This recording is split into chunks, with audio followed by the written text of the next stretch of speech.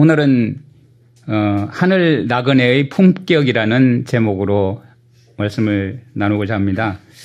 우리가 하늘 나그네잖아요, 그죠? 네. 그런데 우리에게는 어떤 품격을 가지고 있어야 할까? 네. 물론 나그네라는 것은 이 땅에 살고 있다는 뜻입니다. 여러분 혹시 찐친 있으세요? 찐친? 네. 연세 드신 분들 아세요? 찐친? 아, 예. 예, 친구는 친구인데 정말 오래된 마음을 나눌 수 있는 친구. 예. 네. 아, 예. 없으신 분 계시죠? 아, 없으시군요. 없으신 분은. 어느 형제님이 함께 일하는 친한 친구 중에 찐친이 있는데요. 그 친구 칭찬을 자주 해요. 저도 자주 들었는데, 얼마나 빨리 일을 하는지, 그리고 얼마나 무슨 일이든지 다 해요. 아주 맥가이버 같은 정말 착하고 성실한 그런 친구인데, 그런데 이제 그 친구에 대해서 이렇게 막 자랑을 하다가 안타까운 결점도 또 이야기를 하게 돼요. 일을 신속하게 잘하는 건 분명한데 일에 집중하다 보니까 또 잘하는 게 하나가 더 있어요. 뭘까요? 실수? 어떤 거냐 하면 다치기를 잘하는 거예요. 다치기를. 다쳐도 또 크게 다쳐요. 그래서 그 친구가 너무 안타까워서 진지하게 충고도 하고 가끔 안 돼서 나무라기도 하고 그래도 그때뿐이에요. 일하는 방식이 그래요. 그래서 이제 한 번은 그 친구가 무언가 열심히 막 일을 하다가 빼가지고 무심결에 그냥 툭 하고 던졌습니다. 던졌는데 누군가 옆에서 맞았어요.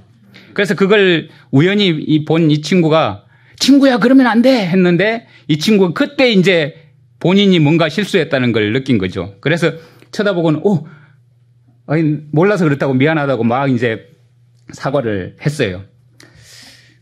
정말 달란트가 많고 정말 일도 잘하고 착하고 또 도와주기를 너무 좋아하고 참 좋은 친구인데 그의 친구의 그 결함 때문에 힘들어하는 사람이 있다는 거죠. 우리가 우리의 그 성향, 그동안 꼴지어온 그런 습관, 그런 것들이 다른 사람에게 어려움을 주기도 합니다. 그런데 그것이 그 사람이 나쁘거나 의도를 가졌거나 뭐 그런 게 아니에요. 계획된 것도 당연히 아니고. 그런데 주위 사람들이 어렵죠. 힘들어요. 그리고 때로는 함께 하고 싶지 않을 때도 있을 정도이죠. 그런데 정말 진실하고 하나님께 열심이고 나쁜 사람도 아니고 특히나 무슨 철전지 원수도 아닌 정말 가까운 그런 사람인데 왜 그런가? 거기다가 더 큰 문제가 있는데요. 본인의 결함을 잘 모른다는 거예요. 자부심도 강하고 참 잘하는데 그것이 본인의 문제 때문에 다른 사람을 어렵게 하고 있다는 그 사실 자체를 모르는 것. 이것이 이제 더 어렵게 하는 거죠. 네. 공감하십니까? 아무런 나쁜 의도가 없고 정말 선하고 착하고 인정 많은 그런 친구인데 그럴 수가 있다는 것입니다. 제가 이런 말을 하는 것은 우리 각자가 우리의 연약성을 인지하고 정말 심각하게 우리 자신을 관찰해보고 느껴보라고 말씀을 드리는 겁니다. 설교는 설득이죠. 네, 가정에서, 직장에서, 또 우리 교회에서 이런 유사한 일들이 많이 있습니다. 나쁜 사람도 아니고 의도적인 행동을 하는 것도 아니고 그런데 다른 동료들을 무척 힘들게 만든다. 참 좋은 사람도 이렇게 다른 사람을 힘들게 할 수 있고 우리 자신의 연약함을 이점에서 우리가 한번 점검을 해보는 것이 그리고 그것을 고치고자 하는 그런 간절한 마음을 갖는 것이 얼마나 필요할까 생각해 보게 됩니다. 이렇게 생각해 보고 나니까 이걸 우리가 어떻게 이해해야 되나 어떻게 도대체 해야 할까 그 사람은 나의 대적이 아니잖아요. 그죠? 정말 친구고 가족이고. 근데 남 얘기가 아닙니다. 우리 각자의 얘기입니다. 우리 각자는 그런 성향과 습성을 가지고 있습니다. 그 연약함을 안 가진 사람이 아무도 없어요. 그런데 내가 하는 것은 옳은데 뭐가 문제야? 만약에 이렇게 나온다면 이거는 정말 좀 심각한 게 되겠죠. 나는 하나님을 사랑하고 양심을 걸고 나는 형제를 사랑해 이렇게 말할 수도 있습니다.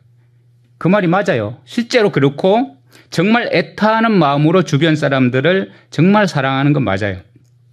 그런데 스스로 선하다고 하는 그 양심이 타인의 양심을 본의 아니게 공격하게 되고 정말 다른 사람을 힘들게 하고 있다는 사실을 우리가 인지하고 그걸 위해서 기도해야 됩니다. 기필코 나는 그런 마음이 없어 라고 해도 현실은 그렇지가 않아요. 그죠? 현실은 그렇지가 않습니다.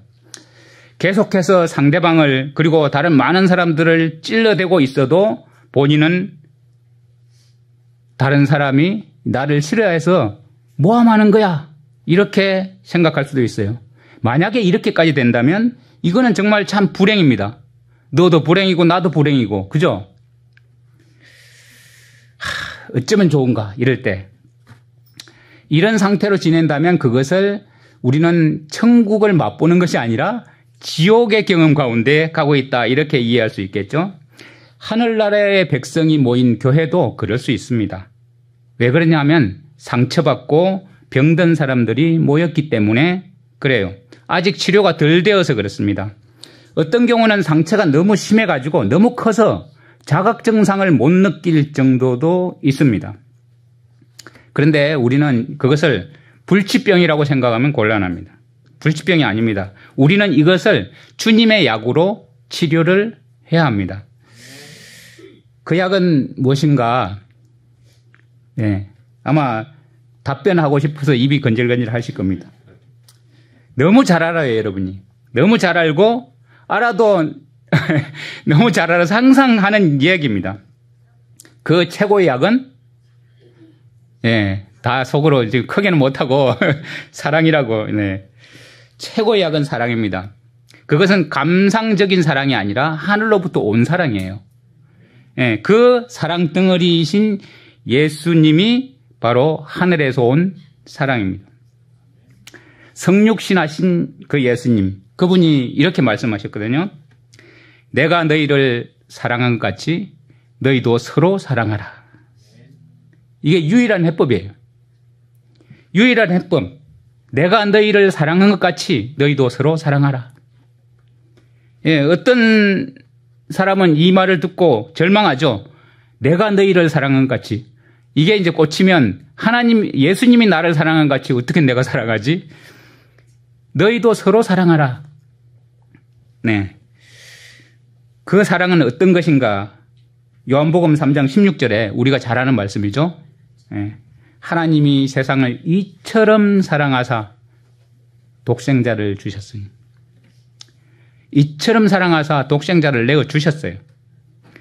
우리를 용서하시고 사랑하신 것은 우리도 다른 사람을 용서하고 사랑해서 그들을 구원의 길로 이끌라고 우리를 사랑하신 거거든요. 예수님은 사랑을 어떻게 하셨는가? 로마서 5장 8절부터 11절에 이렇게 기록되어 있습니다. 우리말 성경으로 한번 읽어보겠습니다. 그러나 우리가 아직 죄인 되었을 때, 언제요? 아직 죄인 되었을 때, 우리가 회개했을 때가 아닙니다. 그리스도께서 우리를 위해 죽으심으로 하나님께서는 우리에 대한 그분의 사랑을 나타내셨습니다.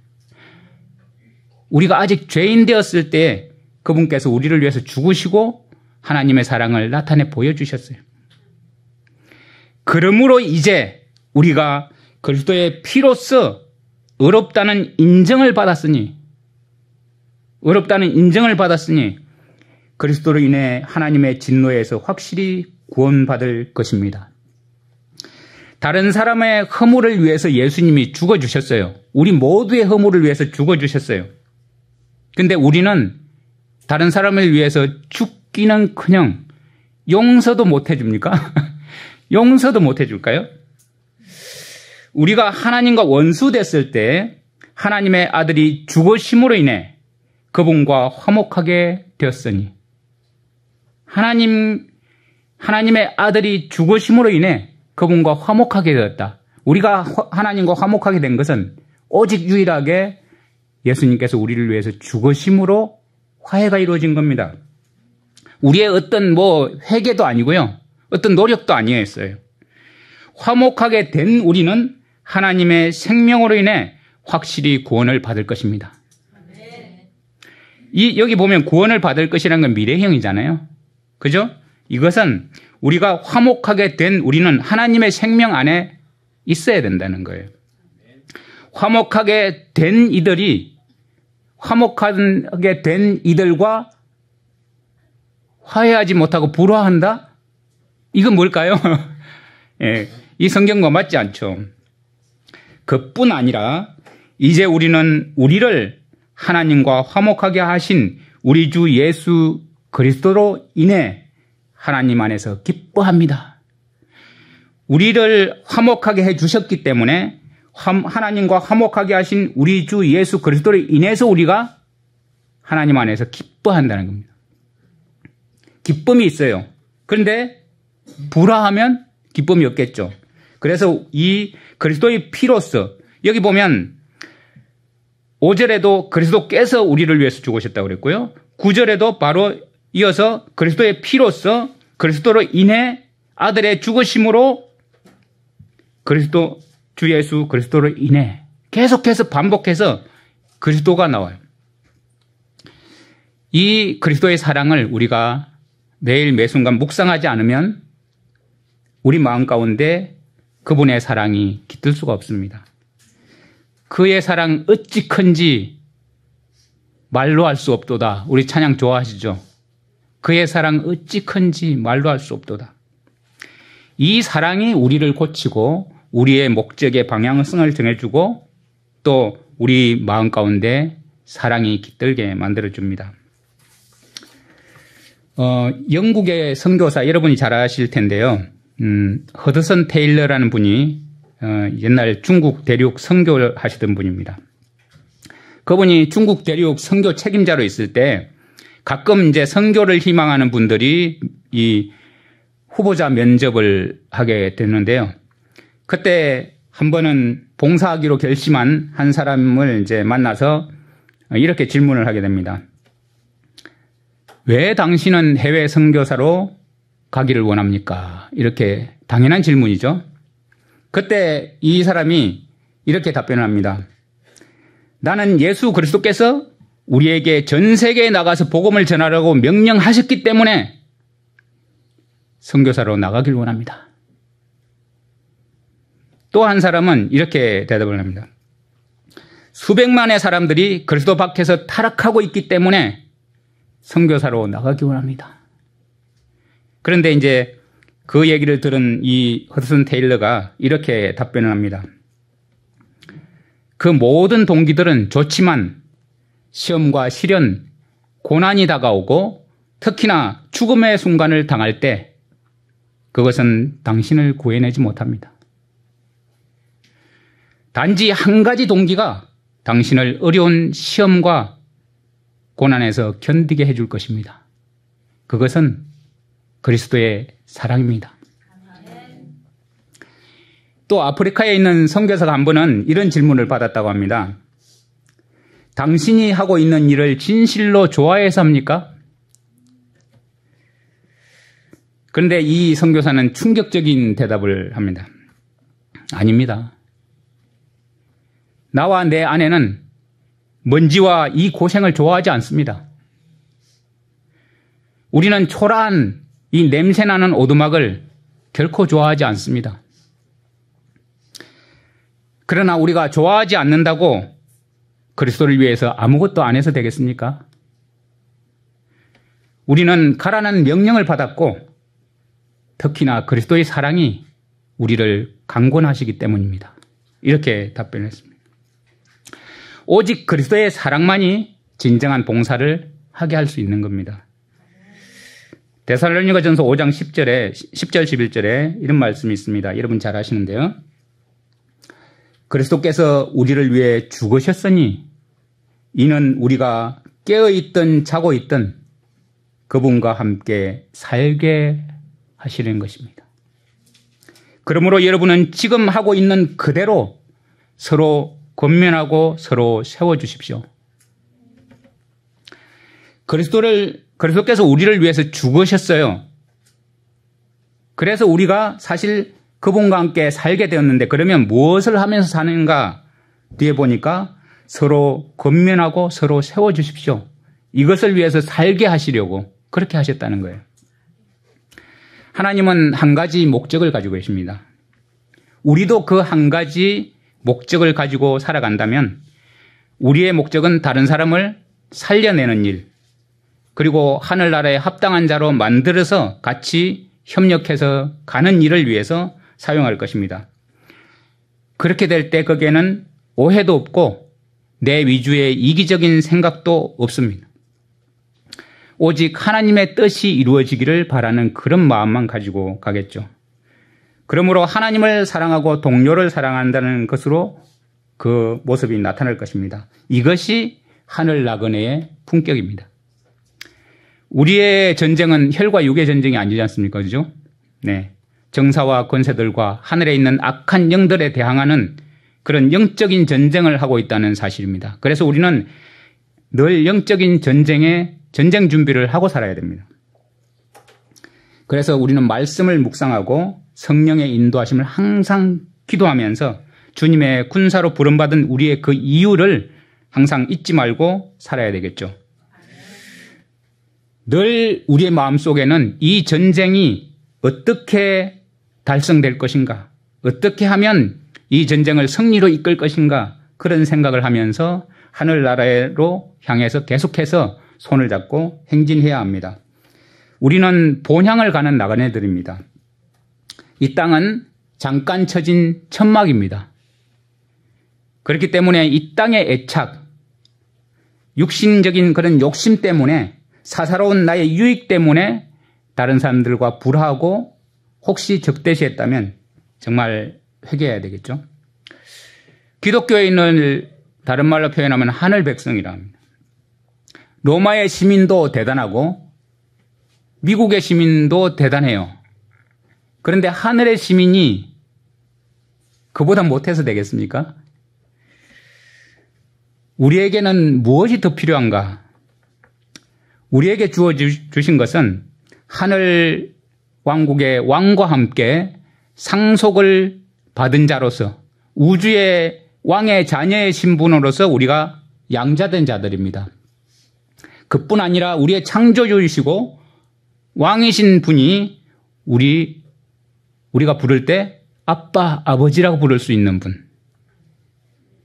그러면 우리는 그분의 아들답게 품격을 가지고 살아야 되잖아요. 그죠? 네. 그런 품격을 유지하고 있는가? 아니면 주변 사람들에게 유익하지 못하고 상심하게 하는 그런 말과 행동과 사고방식으로 정말 좁아 터진 소갈머리를 가지고 네.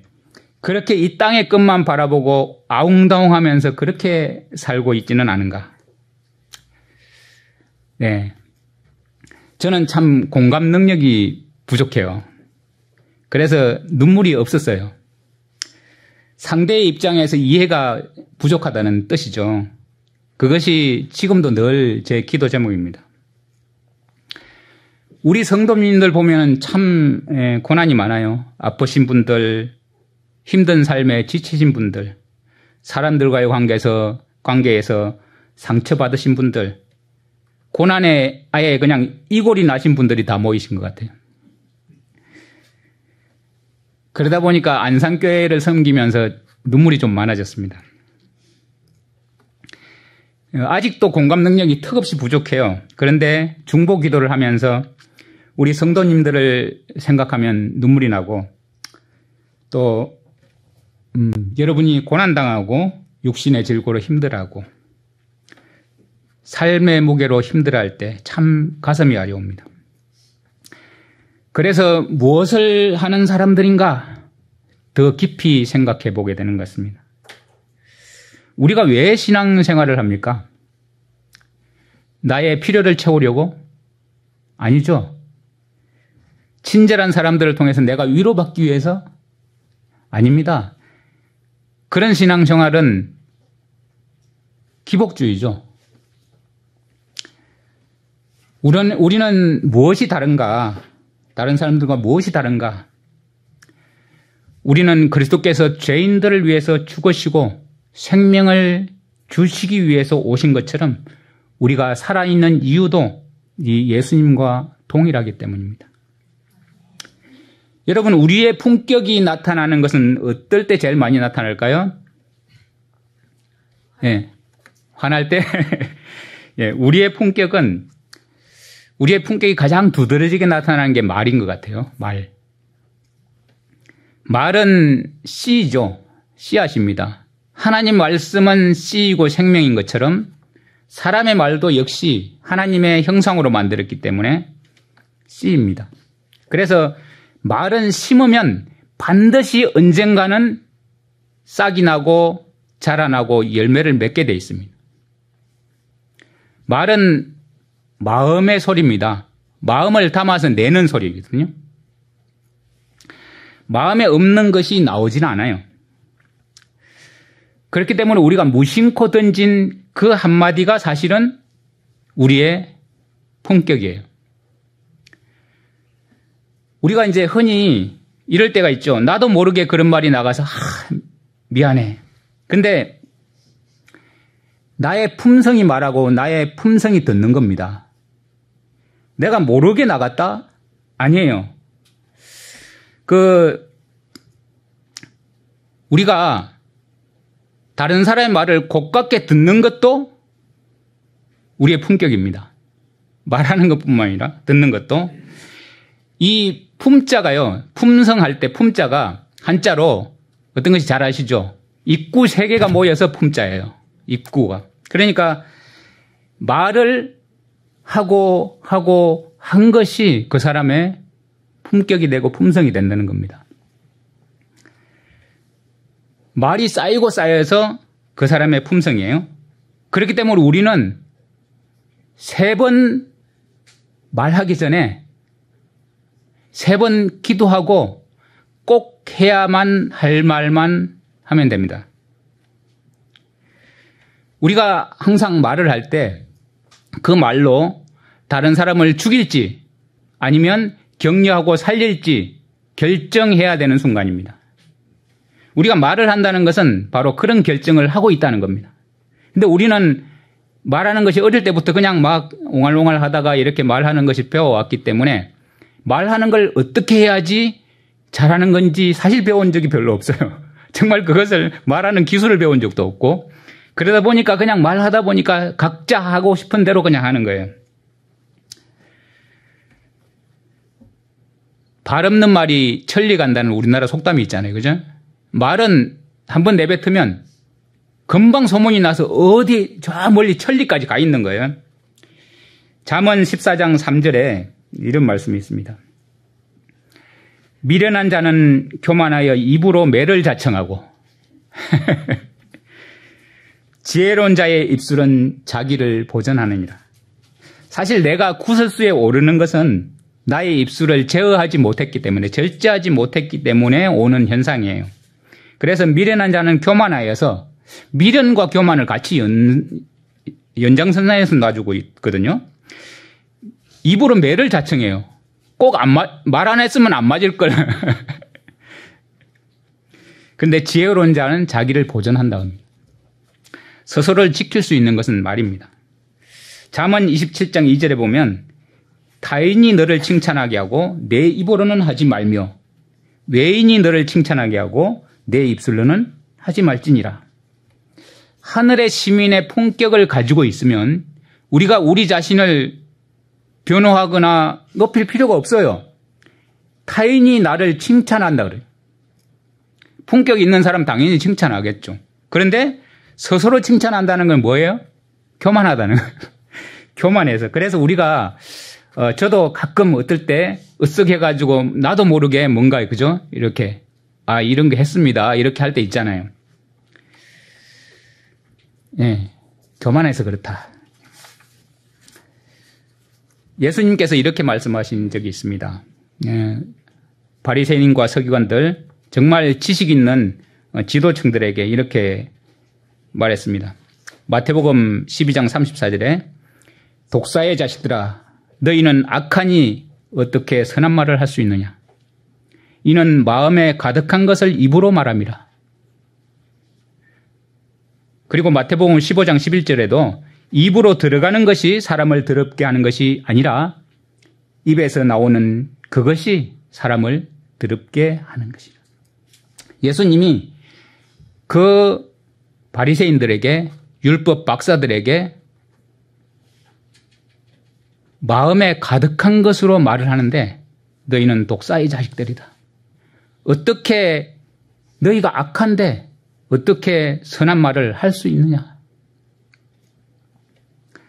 쌓은 것을 입으로 말하잖아요. 쌓은 것을. 그래서 선을 쌓아야 선한 것을 낼 수 있는 겁니다. 그래서 우리의 마음, 우리의 사고방식을 어디에 집중하고 있는가가 굉장히 중요한 겁니다. 로마서 10장 10절에 사람이 마음으로 믿어 의에 이르고 입으로 시인하여 구원에 이르느니라. 마음에 있는 것을 입으로 시인할 수 있는 거거든요. 나의 마음을 주님의 마음으로 변화시켜서 다른 사람을 정말 긍휼히 여기고 사랑하지 않으면 진심 어린 격려와 세워주는 말이 나올 수가 없죠. 그래서 믿음은 하나님을 사랑하는 것의 태도입니다. 예. 우리의 믿음은 하나님을 사랑하는 것의 태도입니다. 우리가 얼마나 하나님을 사랑하고 그분의 사랑이 내 마음속에 얼마나 절절히 차고 넘치느냐에 따라서 우리의 믿음이 판가름된다는 겁니다. 로마서 5장 5절 6절에 이렇게 말씀이 있습니다. 소망이 부끄럽게 아니함은 우리에게 주신 성령으로 말미암아 하나님의 사랑이 우리 마음에 부음받음이니 우리가 아직 연약할 때에 기약대로 그리스도께서 경건치 않은 자를 위하여 죽으셨도다. 우리의 소망이 부끄럽지 아니함은 우리에게 주신 성령께서 이것을 증거해 주시죠. 우리가 아직 연약할 때, 경건치 않은 이 상태, 연약한 상태에 있을 때 그런 우리를 위해서 그리스도께서 죽으셨다는 그 하나님의 사랑이 성령을 통해서 우리 마음 가운데 부어주셨다는 겁니다. 정말 이 사랑이 우리 가운데 부어져서 우리가 이런 기도를 해야 합니다. 주께서 내 마음을 시험하시고 밤에 내게 오시어서 나를 감찰하셨으나 흠을 찾지 못하였사오니 내가 결심하고 입으로 범죄하지 아니하리이다. 시편 말씀입니다. 내가 결심하고 입으로 범죄하지 아니하리이다. 빌립보서 2장 5절에 우리가 어떤 사람이 되기를 원하시는지 사도 바울이 이렇게 권고합니다. 너희 안에 이 마음을 품어라. 곧 그리스도 예수님의 마음이니. 너희 안에 이 마음을 품어라. 곧 그리스도 예수님의 마음이니. 마음에 다른 거 품지 말고 세상적인 거 품지 말고 욕심 품지 말고 그리스도 예수님의 마음을 품어라. 정말 이 마음을 품고 어떻게 나눌 것인가? 2절부터 4절에 보면 이렇게 표현되어 있습니다. 마음을 같이하여 같은 사랑을 가지고 뜻을 합하여 한 마음을 품어. 계속해서 반복하죠. 어떤 마음이에요? 예수 그리스도의 마음을 우리가 서로 같이 한다는 거예요. 같은 사랑을 가지는 거예요. 뜻을 합하는 겁니다. 한 마음을 품는 겁니다. 아무 일에든지 다툼이나 허용으로 하지 말고 오직 겸손한 마음으로 각각 자기보다 남을 낮게 여기고 나보다 낮게 여기는 분들. 그러면 뒤에 있는 것이 나오겠죠. 4절 각각 자기 일을 돌아볼 뿐더러 또한 각각 다른 사람들의 일을 돌아보아 나의 기쁨을 충만케 하라. 다른 사람의 일을 돌아보는 것. 이것은 다른 사람을 나보다 낮게 여길 때 가능한 거죠. 물론 많은 사람들이 선행이 필요하니까 그래서 하는 경우도 있습니다. 그런데 정말 진심으로 나보다 낮게 여길 때 주님께서 그를 위해서 죽으셨다는 그 사실을 믿고 신뢰하면서 그들을 높여줄 때 그럴 때 나타나는 현상입니다. 히브리서 10장 24절 25절에 이렇게 권고를 합니다. 서로 돌아보아 사랑과 선행을 격려하며 모이기를 패하는 어떤 사람들의 습관과 같이 하지 말고 오직 권하여 그날이 가까움을 볼수록 더욱 그리하자. 여기 보니까 사랑과 선행을 격려하기 위해서 모이기를 힘쓰라고 나와 있습니다. 서로 돌아보아 사랑과 선행을 격려하며 모이기를 패하는 어떤 사람들의 습관과 같이 하지 말고 오직 마지막 때가 가까울수록 더욱더 그렇게 하자.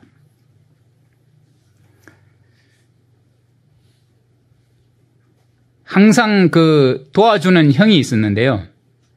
항상 도와주는 형이 있었습니다. 그래서 사람들은 그런 형을 둔 동생을 너무나 부러워하고 항상 부러워해요.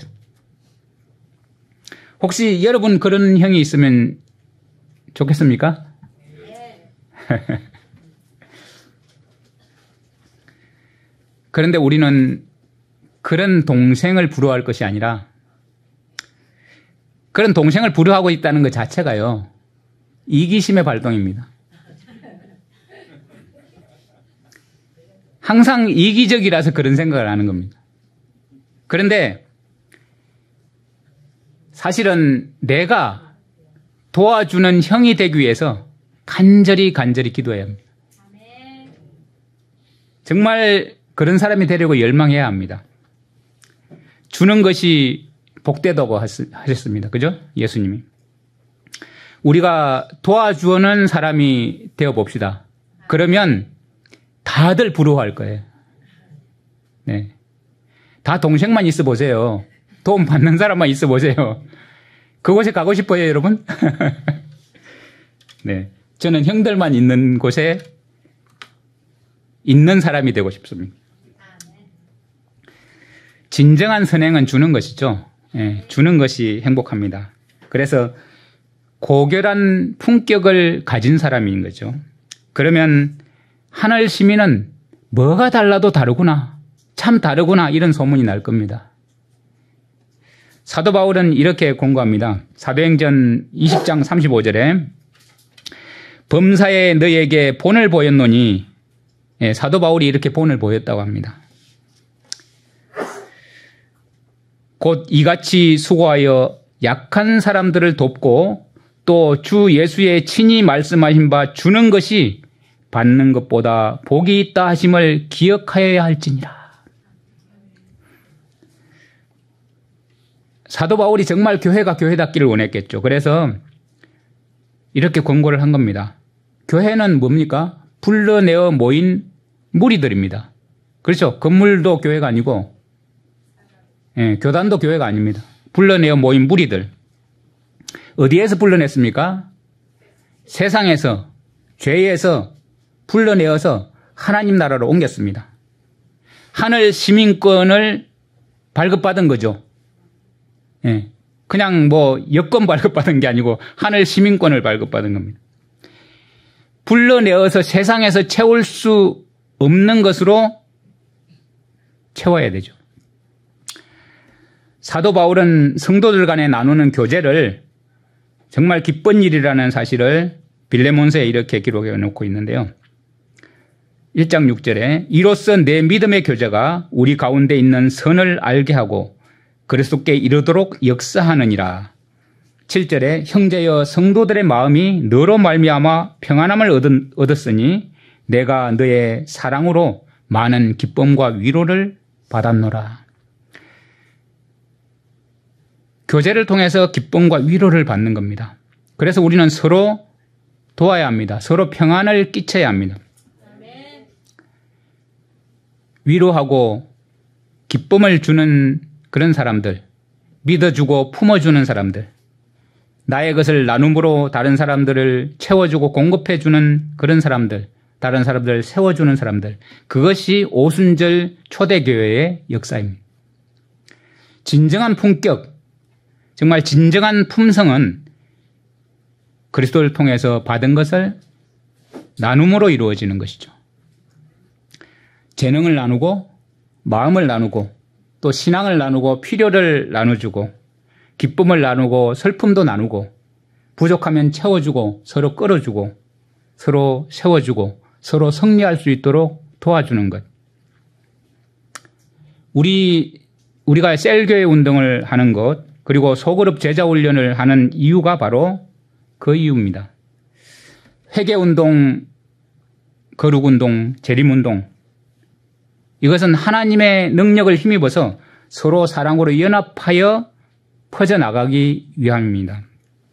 우리가 하늘 나그네로서 우리의 품격을 갖는다는 것은 정말 진정한 사랑으로 우리의 말과 행동으로 위로하고 나눔으로써 형성이 된다는 사실입니다. 여러분, 우리는 나그네입니다. 그러면 목적지 없이 떠돌아다니는 자들입니까? 아니면 하늘을 향해 가는 나그네입니까? 네. 그래서 우리는 서로 격려하면서 서로 손을 잡고 한 사람도 낙오 없이 정말 우리 하늘까지 완주할 수 있도록 우리 서로 격려하면서 위로하면서 기도하면서 같이 가도록 합시다. 네, 기도하겠습니다. 하나님 아버지, 주님의 사랑과 은혜에 감사하고 기쁨이 넘칩니다. 우리가 아직 죄인이었을 때에 그리스도께서 죽으심으로 우리에 대한 하나님의 사랑을 나타내셨습니다. 우리가 원수되었던 자들인데 그리스도의 희생으로 이제 우리를 하나님과 화목하게 하시고 또한 화목하게 하는 직분까지 맡겨주신 그 은혜를 늘 생각하면서 겸손한 주님의 마음으로 서로 돌아보아 사랑과 선행을 격려하면서 마지막 때일수록 자주 모여서 하늘길 걷는 나그네로서 서로 손을 맞잡고 끝까지 완주할 수 있도록 인도해 주시옵소서. 우리의 말과 행동과 삶의 일상이 하나님을 떠나 지치고 절망한 영혼들에게 소망과 평화의 복음을 나누어주고 고난의 나그네 길을 걷는 하늘길 동료들을 세워주고 기쁨과 위로를 주는 믿음의 공동체가 되기를 원합니다. 우리가 하나님의 보내신 하늘나라 로열 패밀리로서 정말 합당한 품격을 나타낼 수 있도록 항상 성령님의 충만한 인도하심 가운데 주님의 정인된 삶을 살아낼 수 있도록 끝까지 인도해 주시옵소서. 믿음의 창시자시오 완성자이신 우리 주 예수 그리스도의 이름으로 감사하며 기도드립니다. 아멘.